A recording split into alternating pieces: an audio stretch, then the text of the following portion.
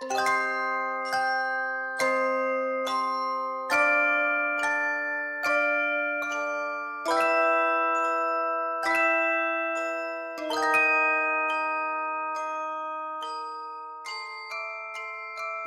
this one is really more windows and door, which is nice. It allows a little peek at what lies beyond it, or at least, some idea of it. There are small lights that can be seen twinkling on a dark green shape. It's most likely a tree, so the frosted panes of glass blurs the details somewhat. The wood you can see is smooth-grained hardwood. It's most likely cherry or some other fruit. And it's finished with a tasteful brown lacquer. It's just a small latch, so you hook your fingers through it and pull, and the door clicks open. So on the last episode, you all were in the middle of a conversation after discussing things with the Sugar Plum Fairy and ultimately deciding not to burn the entire Keebler tree to the ground, which, let's be real, is probably the ethical choice. You were trying to decide what to do, as the Sugar Plum Fairy revealed that there is something that is draining the source of magic, the joy of children, that is in the Big Rock Candy Mountain somewhere. You asked her for resource, and she gave you basically the keys to her Lambo, and the promise of a soldier. She also directed you that someone nearby could help you acquire gear. You were back and forth in a conversation on whether or not you go back to Mrs. Claus and tell her that you are not going to burn it to the ground before going to the Big Rock Candy Mountain, or if you just go to the Big Rock Candy Mountain without Mommy's permission slip. At that moment, the door opened, and a beautiful doll-like soldier, though distinctly still humanoid, and human-esque, just very pretty, very petite, and very put together in a sort of inhuman way, arrived at the door asking if she was summoned. That is where we find you all now. And I don't want to say quite in the ruins of the Sugar Plum Fairy's office, given that two of you were pulling garlands from the ceiling and eating them throughout, if I recall correctly, the entirety of the last episode. Oh yeah, if there's any left, Spruce is still nom nom nom nom. Yeah, if there's any more on the walls, it's still... Spruce is putting them into his blend jet with like a scoop of protein powder. Hell yeah, nice. It's gross. I think Pachelbel just looks at the newcomer and waits, like maybe looks back at the Sugar Plum Fairy. The Sugar Plum Fairy is going to get up and go, "Yes, if you would regard over here. Your new assignment is to accompany them." To what end? To whatever end they decide, provided they do not go against your oath. Yes, milady. She's going to turn and kind of curtsy. You realize that under her armor appears to be something more of a dress rather than the kind of like chain and linen you would expect. So she curtsies a little bit gently and walks back up. "It's lovely to meet you all. My name is Clara." Jack will bow to her as well. Given the confusion, does anybody want to roll a history check to see if that name is familiar? Yeah, that'd be a great idea. 13. 21. All right, yeah. Pachelbel remembers. The rest of y'all don't. Clara is well known in this region specifically as being the one who defeated the Rat King. It appears that since then she has sworn fealty to the Sugar Plum Fairy and has been acting as her woman-at-arms, as it were, which is impressive. But given that she killed the Rat King when she was much younger, not terribly abnormal. Pachelbel is going to kind of look at her a little slack-jawed and go, "Is it Clara? Is that Clara?" I don't know that I would give myself that much credit, but I really just threw a shoe. But yes, that Clara. It's quite a throw, and he shakes her hand, like, very warmly. She's going to shake his hand graciously and go, "Well, I do have one hell of a throwing arm." My name is Pachelbel. "It's wonderful to meet you. And all of you are? Jack Frost. It's an honor, truly. You as well. Spruce is gonna like wipe his mouth and try and then like wipe his hands on his vest and be like, Spruce. Charmed, I'm sure. And reach out a hand to shake her hand. She's going to do the like very lady thing where instead of like shaking your hand, she sort of like gently holds it in that sort of dainty way. Charmed, I'm sure. Spruce is just like, Cha. Halley's just gonna go up to her and just kind of like headbutt her in the shoulder. She's going to give her an affectionate ear scritch. Aww. Well, I love Clara. So, are we to adventure then? Yeah. I think we were going to get some gear from a few houses down and then... Do you have a list of what you're trying to get? He isn't the best if you don't have an idea of what you're getting. I think we need a harness and maybe just some supplies for the road. And cookies. He also carries armor and weapons if you need them. Oh, weapons. I do recommend getting something textile from him, just as a safety precaution. Okay. Spruce is gonna turn to Halley and be like, all right, what's textile? I think it's a book. Nice. I can't read. Nice. Yeah, well, I don't really want to get some other armor. I like my own armor, but I guess if we're not going back home, then probably a good idea. I'll wait out here if it's all the same to you. Outside the room, I mean. Not in here. Yeah. Thank you. Okay, let's go get the gear. As they like turn to go out the room, Spruce is gonna like hang back and is like picking candy off of his face a little bit and eating it and is just looking around at the whole office. And then he's gonna turn to the Sugar Plum Fairy and be like, all right, like, but you're like outside of all of this, right?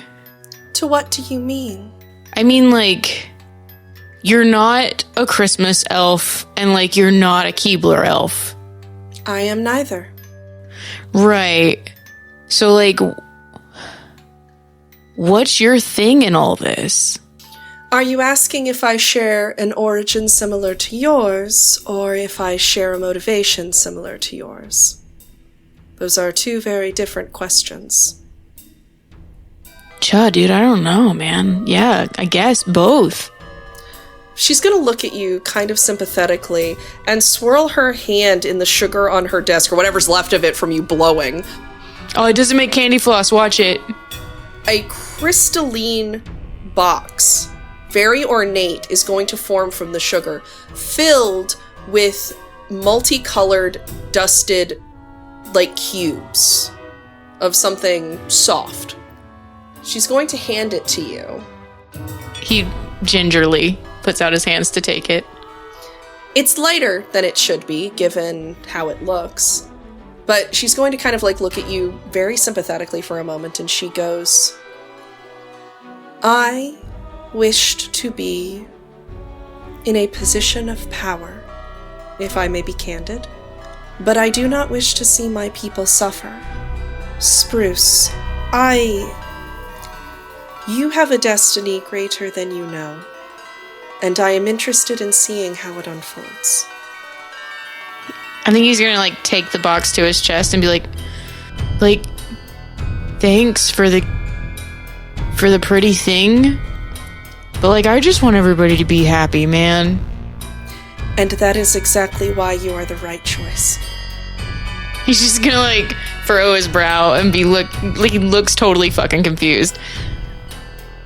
And just like wave a little bit as he turns around to walk out.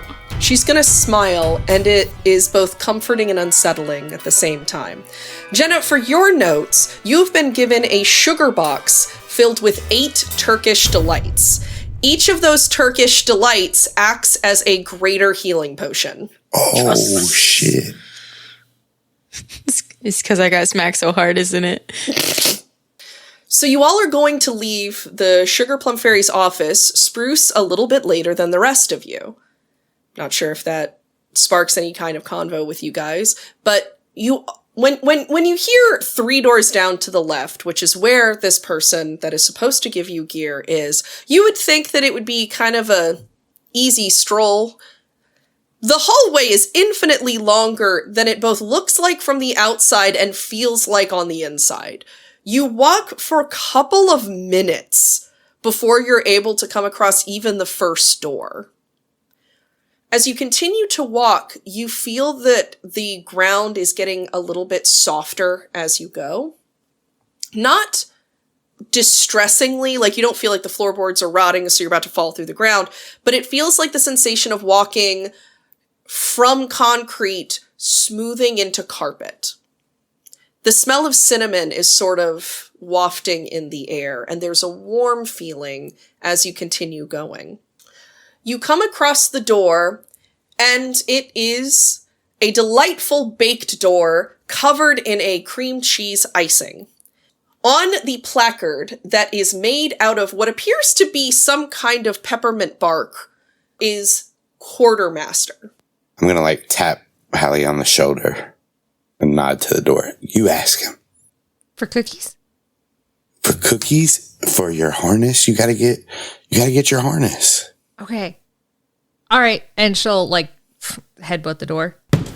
All right. So the door is going to swing open and you're going to hear the tinkling of little shop bells as it opens.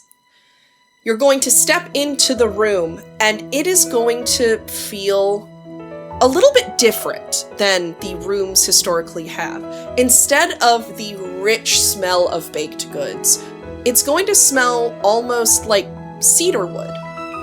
Not so aggressive and different that you are startled by it, but enough that you're kind of surprised. There are along the walls rows and rows of armor. There are rows of cloaks, rows of mittens, rows of warm winter hats and scarves, bolts of rich cloth, velvets, well-dyed wools, like really beautiful, sumptuous fabrics. You also see, significantly smaller, an area sort of back towards the corner that is filled with things like packs of food and traveling water. Which is odd for a quartermaster. Hello?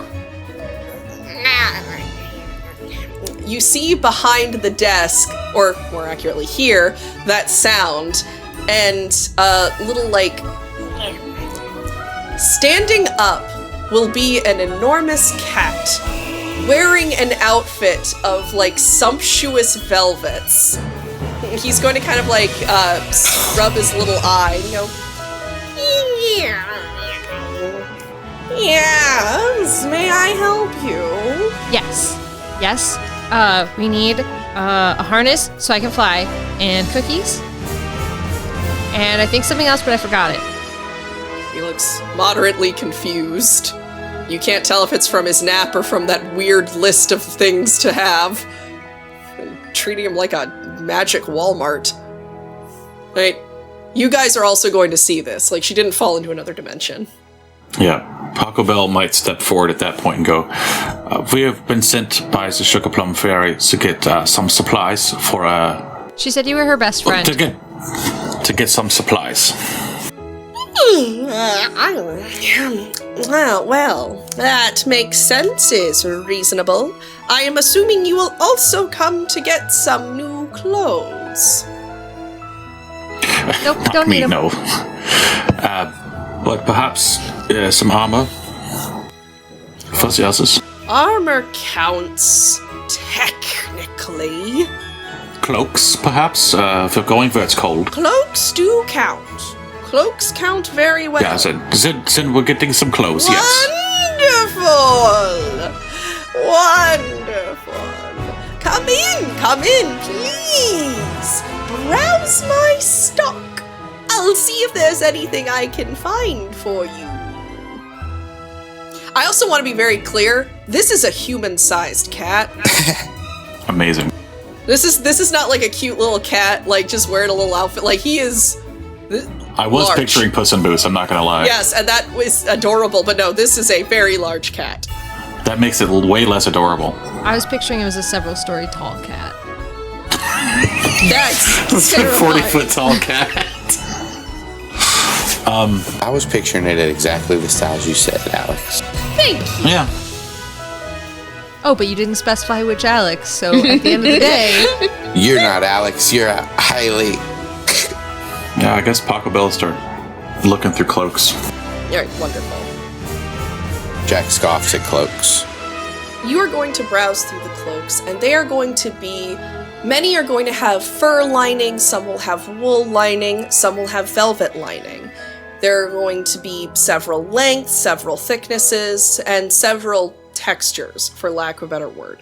In the more practical sense, there are going to be a lot of magic items in access in the Dungeons and the Dragons. You will have access to many of these options in this shop. Ooh, a magic Walmart. Each of you will be able to select one magic item. Within reason, if one of you says they're going to take the spell of 3 wishes, like the ring of 3 wishes, I'm going to turn that down. Can I do something weirder? Please do. Okay, so I think Halley, after delivering that list of things and then finding out there's a magical exchange thing, I think what Hallie's going to do is be like, I don't know what I want, but... And then she'll, like, go into her, like, little pack and bring out just this little, like, tattered piece of red ribbon and put it on the counter and be like, but I got this for you, and then you just give me what you want, and now we're doing a present thing. A gift for me! I love that.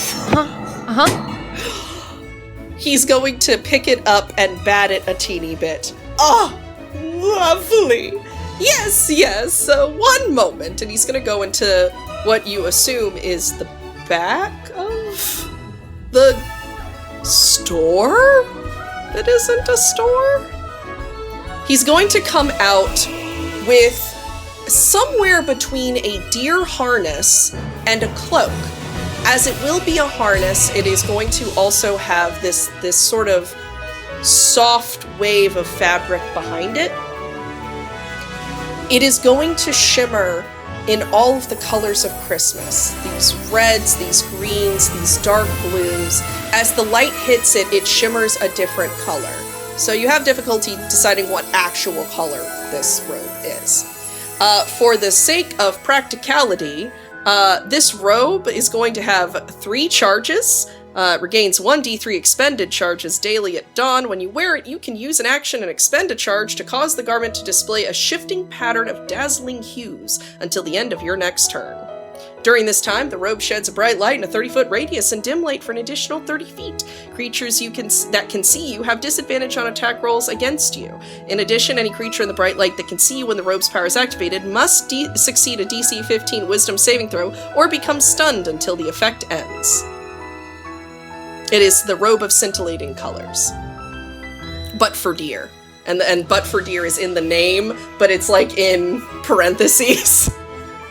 Halley will be so absolutely delighted. She's gonna be like, I never even knew that you could do this, and this is the coolest thing I've ever seen. Oh, it suits you wonderfully. I'm delighted. You see as he fastens it to Halley, he's going to pull out an incredibly long list, very similar to how Santa's list is. Kind of roll up, he looks for something, and then he scratches out a name, and then rolls the list back up. Halley is way too busy standing proudly in this new cool robe to be any suspicious of that at all. She is just like standing all proud and like turning this way and that to look at it. And She's like so delighted. trotting in a circle like she's chasing her tail, Yep. like looking at how shiny it is. She Yep. finds a mirror and it like becomes like a makeover montage. She does like some cool like jumps and like kicks to see how the robe like floats down when she does cool things. I think Spruce is like looking around at all of this stuff, and he sees cloaks and he sees pants and he sees all this other stuff, and everything is like fur lined, and he's just like getting a little grumpy about it. And he's like, all right, like this stuff is really cool and all, but I run so hot. Hot, you say? Yeah. I got like all these little feathers and fur and stuff, and it just like, it keeps me so warm. So you do not often wear armor or clothing, it appears. No, I got like this thing, and he points down to his little bikini thing he got on. I got this, and then I got this thing because somebody once told me that it was weird that I wasn't wearing a shirt, so I put on a shirt. I have just the thing for you, my friend. He's going to rummage through a box, and he is going to pull out a long, a long ribbon, but a pair of them. Your arms, please, friend. Yeah, right. And he just like holds out his arms. He's going to wrap one ribbon around each of your forearms, making an approximation of bracers. Instead of tying it off, he sort of just smooths his paw over them, and it seals into this really, shimmering fabric that emits a little bit of a cooling sensation, and looks... The ribbon itself is going to be very... It gives the feeling of snow. It's a little bit sheer, it's very wide, it glitters just a little bit, and these are going to approximate the bracers of defense, which will give you a +2 bonus to your AC if you're not wearing armor or using a shield. Heck yeah. He's just like holding it up and going, oh, this is so good. I haven't felt not uncomfortable ever in my entire existence. Ooh, I love to hear it. He's going to pull out his list again, unravel it, look for a name again, and scratch the name off before rolling the list up again. Jack's just looking at the swords, running his finger along the blades and picking up other ones, putting them down, just looking around. Have you guys figured out who this cat is, by the way? Jenna. Oh, 100%. Yeah. Mm-hmm. No. Yeah, it's the Yule Cat. So the lore of the Yule Cat, for listeners who don't know, because this is a little bit more of an obscure character, if you do not have new clothes for Christmas, he eats you. I specifically told Alex, I was like, don't you dare tell that cat you don't need new clothes, you gonna get it. And I said, that's fine. But then I was like, but also, I'm just gonna be like, here, I have a present for you. Let's see what happens next. Also, I definitely think Halley's over by Spruce just going, those look so cool. You look so cool. Oh yeah, and Spruce is watching the cloak, just it's just oh, I like this place. This is a really cool place. I like that cat. I like that cat a lot. It's my... this is probably mean to all the other cats I've met, but I think that one's my favorite cat. I don't think I've met hardly any other cats. This is definitely my favorite cat. Okay, good. We have the same favorite cat. Heck yeah. Best friends cat forever. buds. And he holds up his hand for a high five and just looks at Halley. Halley just bumps an antler into... Yeah. All right. So the cat is going to come back with a pair of what appear to be slippers that are a little bit more gestury than you were kind of hoping, but very much fit the aesthetic vibe of ice and snow. He is going to hand them to you. Look at him for a second, in front of my face. I'll give him a shot. Slip him on. These are going to be the slippers of spider climbing. When you wear these light shoes, you can move up, down, and across vertical surfaces and upside down along ceilings while leaving your hands free. You have a climbing speed equal to your walking speed. Normally, in the way that the game is written, it doesn't allow you to do that on a slippery surface if it's covered by ice. That's ignored in this one because too much of this area is ice for that to not make this item useless otherwise.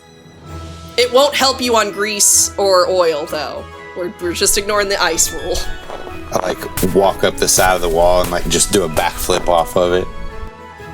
All right. I like these things. And they don't damage the walls. He's going to take out his list, unravel it, look for a name, scratch the name out, roll the list up again. Thank you. Of course. Can Pachelbel roll a history check or something to know who he was? Yeah, absolutely. I'd love to do that. Another 21. You are familiar with the Yule Cat, though slightly surprised as your understanding is that he is a creature of evil, and if you are not wearing new clothes by Christmas, he eats you. Okay. Is he wearing glasses? He is wearing a little monocle. A little monocle. He wasn't before you said something, and now that you did, he's wearing a little monocle. I love that. While everyone else is talking to him and shopping and whatever, Pachelbel has sat cross-legged on the floor and has taken out his tinker's tools and has been working diligently this entire time. Finally, he stands and he walks over to the Yule Cat and he says, I hope it's not too forward, but maybe this will be more useful for you. And he hands up another monocle, but this has a series of additional lenses which, with clockwork, will flip in and out as needed. For me? Yeah, I saw you had the one, but maybe for smaller stitches, this will be more useful. He's going to take it and put it into the one eye that does not have the monocle. He's got two monocles? Got two monocles. My man invented glasses. That's what's up. Oh! This is delightful! Oh, thank you! But have you decided what I can get you? I have no idea. But I'd love it if you picked me something. Of course, I will find the perfect purchase. All covered by the Sugar Plum Fairy, of course. He's gonna go Amazing. back into the back. As he's looking around at stuff and like focusing on different things, you see the lenses just flipping in and out. Oh, he's And, happy. This is in stacks. Yeah. magical. This is delightful. It's doing it on its own. Yeah. This is wonderful. This makes me so happy. So good. Oh my goodness. I'll walk over to Spruce and Halley. Hey, you guys find everything already? Spruce is gonna like reach out with his hand that obviously they both have bracers on, but he's just gonna reach out and like grab Jack by the arm and be like, I'm comfortable. Oh, that is very good. I'm glad. And I tap him on, or like pat his shoulder again. I'm back! So, and he's going to kind of like come back with a big gesture. He's going to come and he's holding a little velvet pillow, which on top of the pillow appears to be some kind of headpiece made out of candy cane. It's beautiful. What is it? Oh, just a little trinket. It goes on your head. And what he has given you, for Nate's purposes, is a circlet of blasting. This one being specifically the circlet of Christmas blasting. So anyways, I started blasting. Is that a goldfish crackers flavor? Christmas blasted goldfish. All the delightful flavor of cheddar and peppermint together at last. And tinsel. This is lovely. Thank you so much. Really compliments the ensemble, don't you think? And he puts it on. Oh, wonderful! He's gonna open his list, scroll down, find a name, scratch it off, roll it back up, put it in his pocket. Oh, delightful! Oh, you all look so lovely in your new clothes. I do so love new clothes. Yeah. Yeah, you do. I've eaten many children. I'm a murderer. Excuse you, sir. I am a murderer. Well, I'm done. We're done with the game, everyone. Alex is writing it down. We won the game. Oh, that really twiskers my whiskers. While normally Scorching Ray shoots a fire blast, this shoots a blast of pure Christmas radiance. Yay! That's what Scorching Awesome. Ray does now. Based on that history check I made earlier, does it seem like we just get the one present and that's fucking Yes. it? Or, okay. Cool. Yes, you get the one present. They don't do stocking stuffers here, especially not before actual Christmas. So each of you is going to be given, as, you know, deigned by the Sugar Plum Fairy from the Quartermaster. If you don't already have an adventurer's pack, you do now, which I believe is 10 days of rations inside that. Is there anything else we need here? Nah, dude, like, I'm good. I'm comfy. Hallie's just gonna try a little, like, jump up just to see if she can, like, fly a little bit. You cannot. Damn it. As that cape does not make you Superman, nor is it the cape from Doctor Strange. Dang. Does make you very shiny, though.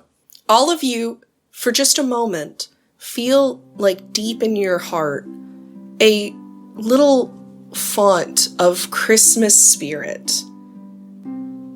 I think Spruce is probably gonna, like, touch his chest and be like, what? Yeah, it's the snowflake in the fire. Before we go, I'm going to go to the Yule Cat one more time and say, you don't have any scraps of leather, do you? Just any small lengths. Oh, I believe I do. Would you like them with or without teeth marks? Eyes is fine. I did. You know how it is. Sometimes you need to bat around a scrap. Yes, you know, I do know, actually. So that's... My Eldritch Cannon has teeth marks in it right now. He's going to pull out a small wrapped bundle of various leather sizes. All of them are going to be scraps, but you have been given bag of leather scraps. Perfect. All right, I thank the cat again, and then I head out. Have a wonderful time on your adventures. You too. Merry Christmas. And a happy Yule. You'll what? Oh, he means like good Yule, like you know, like so as a Christmas. It's fine. Yeah, alright. Different Christmas. I think as Hallie's, like, leaving, she's backing out the door going, bye, cat, you're my favorite cat. I can see why you're the best friend of the fairy lady. Bye, cat. You see Clara is sort of twirling what appears to be some kind of, like, candy cane like thing in her hands, the way people spin pens. When you see her, she kind of puts it back in her pack. Are you all ready to go? Yeah, I think so. You all bought something, like, clothing-wise, right? Yeah. Okay, perfect. He's a little bit of a stickler for that. He's a little, you know, eat children about it. Spruce is like, he looks around and he's like, oh, I forgot to get a book. What do you mean? You said to get textiles. Yeah. Textiles means cloth. I don't think that's right. That's not a text or a tile. Yeah. I don't think the book would have helped you anyway. Well, neither would the clothes. Except those ones. It points at her bracers. All of you were given a new outfit piece. That counts. Damn it, now we gotta change our character art. So, if you guys would come with me to the garage. Yeah, okay.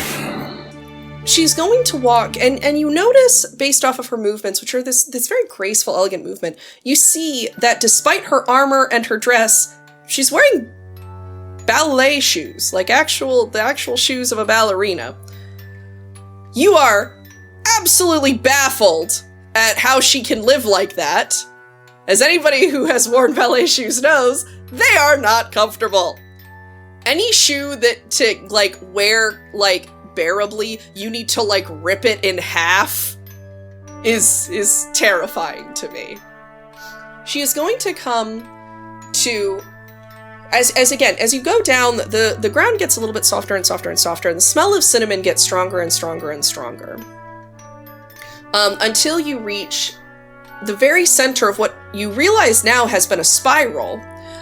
There is a column that, when a small button is pressed, the button being a gumdrop, obviously, it rolls open to reveal a small chamber, which Clara steps inside.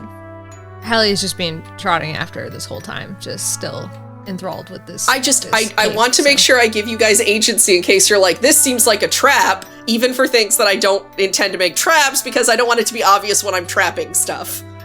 I want you to know that at no point did Halley ever question this for a second. She has been trotting blindsided by having this cool robe, harness, and its floatiness, and she just trots right in, no hesitation, no noticing the room is different. Alex, my treasure, my concern was not that Halley would be suspicious. Don't worry, Spruce also does not suspect a thing. So, the three of you, well, 5 of you now, because I'm assuming Pachelbel also follows in, and Jack, everybody. All right, cool. So you all get into the cinnamon roll-elevator, and the door closes. You all being, not like Tower of Terror dropped, but dropped down floor after floor after floor in the Keebler tree before it opens, and you see a root system sort of spreading out over the ceiling. So you step out, you see perched right over, like right in front of a ramp that leads upward, is the full-size, beautiful confectionery sleigh of the Sugar Plum Fairy. You recall her saying you would not need anything harnessed to make it move. But you do see 2 points sticking out from the front of it where you would normally harness a deer. Or a horse. Or a particularly speedy oxen. So, do we just get in, or is there a... Who has the crystal? Reach in my bag, pull it out. Oh, as soon as he gets in, it'll work. Now I'll step in.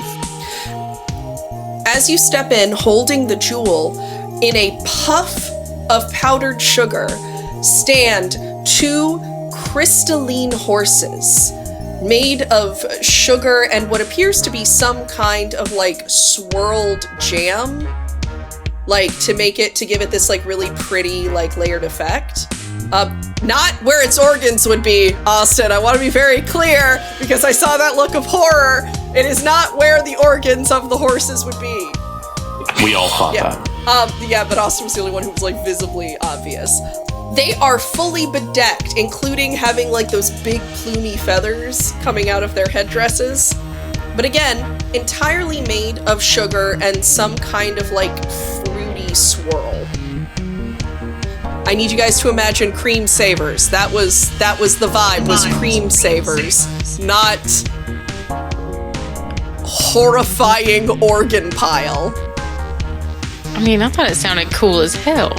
Yeah. You all enter into your sugared sleigh. The crystalline horses, not really making any sound or snuffling or movement until all of you are in, when they both begin trotting forward in perfect unison. Now is when you must make the decision. Are you going to head to the mountain or back towards Mrs. Claus? I mean, Jack, you know my decision, but I can see his argument for not doing it. It wouldn't be the first time I went against orders. Well, I trust your decision, Pachelbel. Whatever you decide. Spruce? Halley, what do you think? Like, don't get me wrong, I think Dad's wife is super awesome, but like, she didn't send us here, man. That future baby did.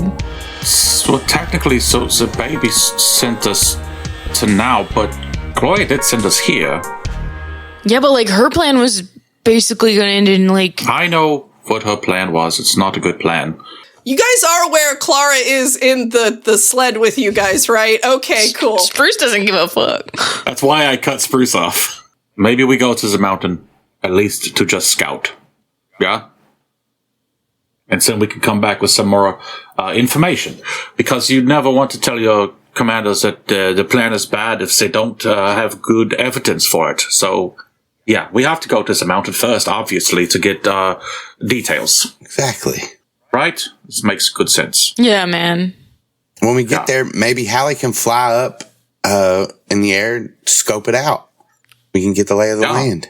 It's a good idea, yeah. You could practice now as we're going. You could try and do some flying. Okay. And then Halley will immediately try to jump. Needed this much encouragement, like, yep. All right, so you're going to try to jump out of the sleigh? Up. Just up. Up. Are we outside yet? You are now. Just because Okay. the alternative is that I have it set so that you guys leave just as she jumps up and like hits her head on the exit sign and falls out of the back of the sleigh. And then you have a reindeer head to put into somebody's bed. Oh shit! Oh God! I wasn't gonna go that far. I was thinking more Three Stooges and less Godfather. The exit sign turns out is made of blades. Just blades. The exit sign is a guillotine because what it actually indicates is an exit from this mortal coil. Wow. Oh, Those keepers, they're dark. my Christmas wish came true. So I got the Yule cat in there and that weird alien lady. So as you all begin to trot out to the snowscape towards the Big Rock Candy Mountain, you see in the distance an oncoming blizzard heading your way.